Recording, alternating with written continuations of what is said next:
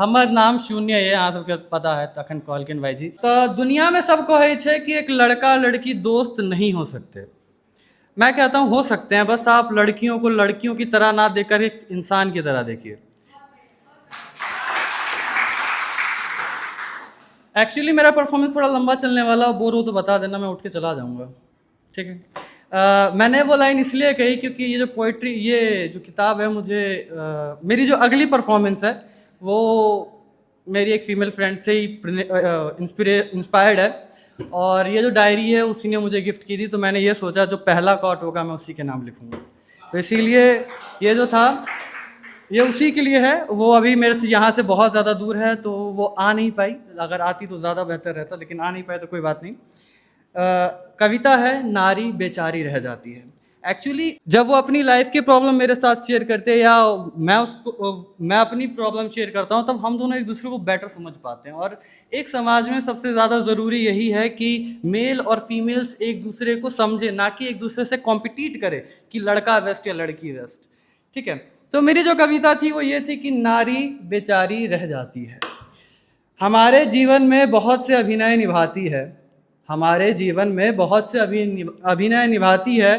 कभी माँ, कभी बेटी, कभी बहन बन जाती है। इस जग को जन्म देती है, ये सारा संसार खुद में समाती है। फिर भी नारी अंत में बेचारी रह जाती। जब भी कुछ नया करने जाती है, जब भी कुछ नया करने जाती है, आगे बढ़ने का सोचती है, हर बार कुछ बंदिशें लगाकर रोक दी जाती है। कभी तुम लड़की हो, कभी समाज बुरा है, कभी तुम ही तो घर की इज्जत हो, तो कभी लोग क्या कहेंगे। इन दकियानूसी जुमलों के साथ पीछे धकेल दी जाती है, नारी अंत में बेचारी रह जाती है। अगर निकले जरा सा गली मोहल्ले में बाहर, अगर निकले जरा सा गली मोहल्लों में बाहर, तो क्या पहना है, कैसी दिख रही है, कैसे चल रही है, कहाँ जा रही है, सबकी नज़रें इसी पर टिकी रहती है।